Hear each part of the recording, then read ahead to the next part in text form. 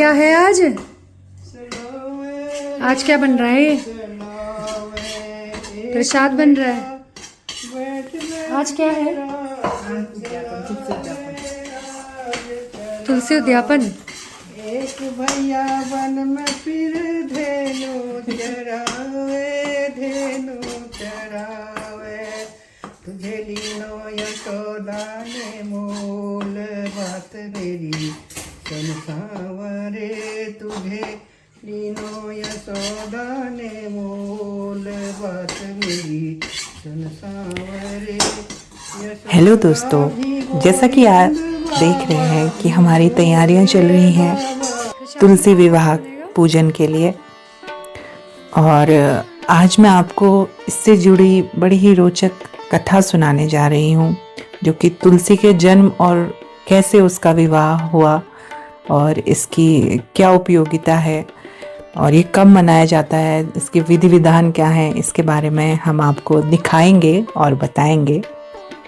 कि जैसा कि आप जानते होंगे कि तुलसी विवाह के दिन जो हैं महिलाएं, सुहागिन महिलाएं पूजा कर अपने सुखी वैवाहिक जीवन का आशीर्वाद मांगती हैं। इस दिन पूरे विधि विधान से माता तुलसी और भगवान शालिग्राम का विवाह किया जाता है।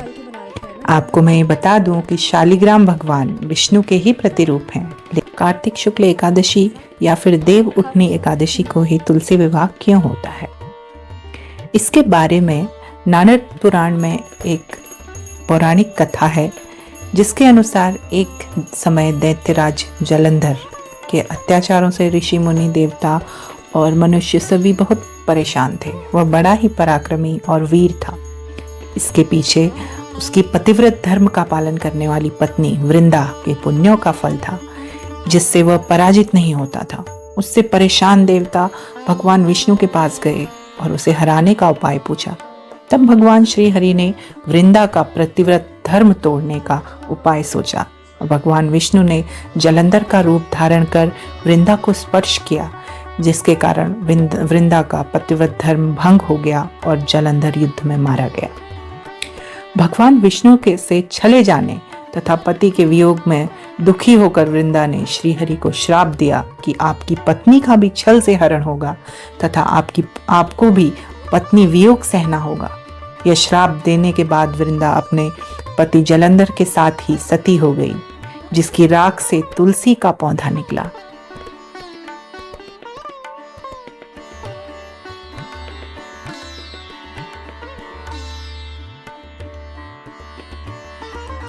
वृंदा का प्रतिव्रत धर्म तोड़ने से भगवान विष्णु को बहुत ग्लानि हुई। तब उन्होंने वृंदा को आशीष दिया कि वह तुलसी स्वरूप में सदैव उनके साथ रहेंगी।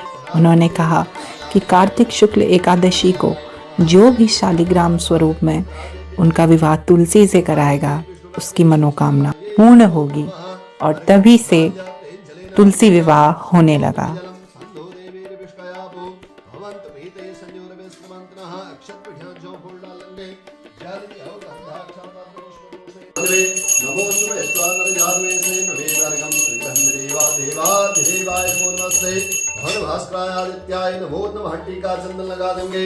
विवाह महोत्सव किया जा रहा है। रामनवमी नवरात्रि के दिन तुलसी मंजरी बोई जाती है और एकादशी के दिन तुलसी का वृक्षारोपण किया जाता है। फिर आज देवोत्थान जब एकादशी आती है, देवोत्थान से लेके भैरवा अष्टमी तक जो है यह तुलसी विवाह महोत्सव व्रतोद्यापन किया जाता है। इसे देवोत्थान भी कहा जाता है। इसी दिन से जो है हमारे शुभ कार्य, विवाह संस्कार आदि प्रारंभ हो जाते हैं। सर्वप्रथम तुलसी जी का विवाह विष्णु जी के साथ किया जाता है। उसके पश्चात जो है सारे शुभारंभ, विवाह कार्य, गृहस्थ धर्म, भूमि पूजन और गृह प्रवेश, नूतन कार्य जो भी होते हैं आज से प्रारंभ हो जाते हैं। आज से फिर कब तक होंगे वो? चलते रहेंगे जब तक लगन के महीने में जो महीने लगने के होंगे उस महीने में विवाह संस्कार, गृह प्रवेश आदि कार्य होंगे। जैसे फिर पूष का महीना आता है, उसमें बंद हो जाएंगे। फिर माघ से प्रारंभ हो जाते हैं। वहाँ से सूर्य भगवान जी भी उत्तरायण में आ जाते हैं, तो कार्य चलते रहते हैं। महीनों के हिसाब से भी विवाह संस्कार आदि होते हैं। श्रावण मास से दक्षिणायन हो जाता है और माघ से जो है सूर्य भगवान उत्तरायण में आ जाते हैं। तो ये दक्षिणायन और उत्तरायण माने गए हैं। इनके अनुसार कार्य किए जाते हैं। अक्षत दही के गणेश में चढ़ाएंगे। ओम तीव्राय नमः, ओम ज्वालिन्दै नमः, ओम नंदाय नमः, ओम उग्राय नमः, ओम भोगदाय नमः, ओम कामरूपिण्यै नमः, ओम तेजोवत्ते नमः, ओम मध्य विघ्न विनाशन्यै नमः, ओम सर्वशक्ति कमलासनाय नमो नमः। भगवान सोए रहते हैं। विष्णु भगवान शयन में चले जाते हैं, उसके पश्चात जो है सारे कार्यभार जो है भगवान शंकर जी को प्रारंभ हो जाता है। श्रावण मास से ही, इसलिए जैसे ही दक्षिणायन होता है तो सारे कार्यभार भगवान शंकर जी को अर्पण हो जाता है। उसके पश्चात देव उत्थान से जो है फिर जो है प्रारंभ भगवान विष्णु जी के पास कार्य चला जाता है। उससे पश्चात जो है भगवान विष्णु के हाथ में ही कार्यभार रहता है। यही है। ठीक है। हाँ, जो तुलसी लगाते हैं जो जब हम लोग गए थे ना केरला में, वहाँ पद्मनाभ स्वामी विष्णु भगवान का बहुत सबसे बड़ा मंदिर है वो। बहुत ही समृद्ध मंदिर है बोलते हैं। तो वहाँ पर जो है योग निद्रा में लेटी हुई मूर्ति है भगवान की। हाँ, योग निद्रा।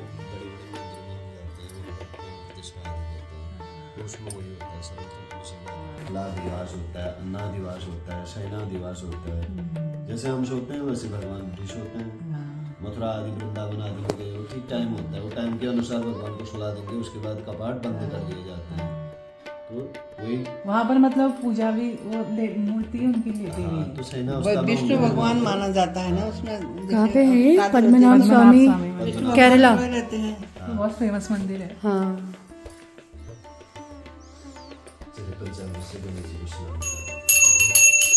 पंचामृत स्नानं महा पयोदधिगतं चैव मधु शर्कराया समन्वितं पंचामृतं स्नानार्थं प्रजातं प्रतिगृहीतां श्री सिद्धिविनायक। 56 भोग में से कोई भी भोग बनाया जा सकता है, ऐसा कुछ नहीं है। वैसे तो भगवान को 56 भोग ही प्रिय है। जैसे बड़े बड़े शहरों में आप गए होंगे, आपने तो खाई भी होंगी जॉब के दौरान। 56 भोग भगवान को 56 भोग ही लगते हैं। तो सामर्थ्यानुसार जितना है, नहीं है तो पत्र पुष्प फल कहते हैं। भगवान कहते हैं कि पत्रम पुष्पम फलम तोयम। सामर्थ्यानुसार, जरूरी नहीं है हमारे पास नहीं है तो हम कर्जा लेके 56 भोग, वो अर्पण नहीं होगा। ना, श्रद्धा से पत्रम पुष्पम फलम तोयम कहा गया है। इन चीजों में पत्र पुष्प फल से ही भगवान प्रसन्न हो जाते हैं, श्रद्धा अनुसार और सामर्थ्यानुसार ये चीजें चलती हैं। तो सामर्थ्य है तो 56 भोग लगाएं, वही चीजें हैं। तो वही है कि प्रसाद विसाद बना के जितना अपने सामर्थ्य के अनुसार, जो भी चीजें, प्रसाद जो भी चीजें दिया हुआ उन्हीं का है, उन्हीं को हम अर्पण कर रहे हैं। तो ये चीजें प्रसाद में कुछ भी बना सकते हो, कोई वो नहीं है। और पंचामृत में क्या क्या होता है? दूध, दही, घी, शहद, चीनी, 5 चीजें। अच्छा, ये मतलब एक वही कि इसी से बनेगा। इसी से बनेगा। पंचामृत नाम हुआ ना, अमृत के समान हो गया। भगवान विष्णु के अर्पण किया हुआ अमृत हो गया। ये नीचे नहीं गिरना चाहिए। लोग बात क्या करते हैं, हाथ में लेते हैं, नीचे गिरा देते हैं। हनुमान जी उसको चाट लेते हैं, वो चरणामृत को नीचे नहीं गिरने देते हैं। कहीं पर हम गिराते हैं तो पाप है वो। अगर हल्का वो भी हो रहा है तो थोड़ा सिर में रख लगा लो या हाथ साफ कर लो बढ़िया करके। ठीक है। पूछ लो। पंचामृत और चरणामृत सेम ही हुआ है।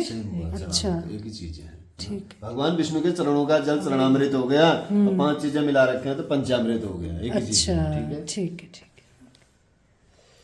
नमः ओम पुण्यशीलाय नमः, ओम सुशीलाय नमः, ओम जयाय नमः, ओम विजयाय नमः, ओम सर्वाघ्नाशन्ये नमः, ओम त्रिलोकपावन्ये नमः, ओम मोक्षदाय नमः, रक्तवेदिकाय नमः, वैराग्याय नमः, वैश्वर्ये नमः, प्रकृतिमय पवित्रेभ्यो नमः, विकीर्तिमय केशरेभ्यो नमः, पंचाशद मुहूर्त बीजाढ्यम कणिकाय श्री तुलसी देव्ये नमो नमः। ध्यान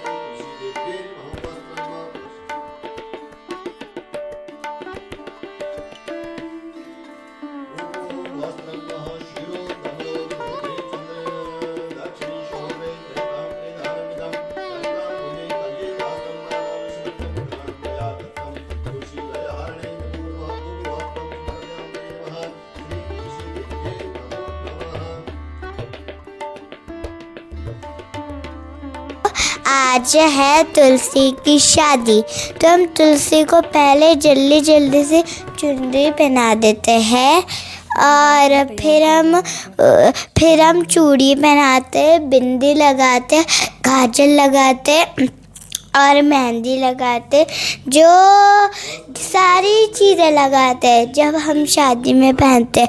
और प्रसाद भी बनता है माता जी के लिए। Thank you. केशरादि समायुक्तं चंदनं समन्वितं कौस्तुरिकां समायुक्तं कुंकुमं मे प्रतिगृहीताम् अक्षताश्च महादेवी तुलसी सुखदायके अर्पयामि सदा भक्त्या सुसंबंधि लब्धे श्री तुलसी देव्ये नमो नमः विशेष आभूषणानि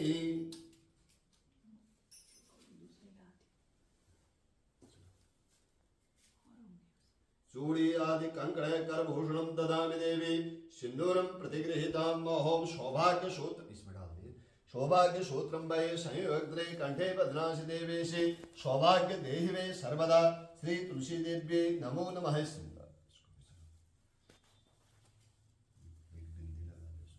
बिंदे मस्तका प्रणम देवी बिंदम संभवां वांछितार्थ प्रदे देवी बिंदम में प्रतिगृहीतां श्री तुलसा देव्ये नमो नमः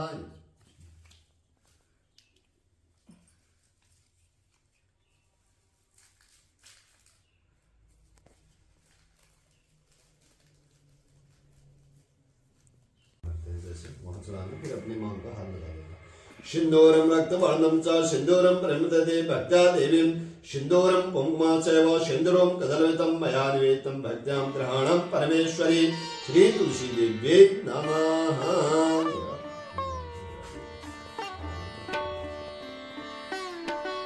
पुष्पाणि पुष्प चढ़ाएंगे या दृष्टा दीक्षा समी दृष्टा विवाहनी रोगाणां विमतां विवासवन्तं प्रसिद्धि विवादे भगवत् कृष्णस्य शिव श्रेष्ठां त्ववियुक्तं फलं कव्ये तुलसाराजनां शरतं नरबदने त्वं कर्पूरावर्ति विधलं शुभदायके त्वं पादो बलवानुतं तं देवं मयाये वर्षाय सौख्यमपि देहि बलं तमोनं श्री तुलसादेव्यै नमो नमः विशेषार्घम्मः श्री तुलसी देवी नमो नमः नमः कमलनाभाय नमस्ते जलसायने नमो स्वस्ति संक्राण अर्घ नमोस्तुते श्री तुलसा देवी नमो नमः विशेष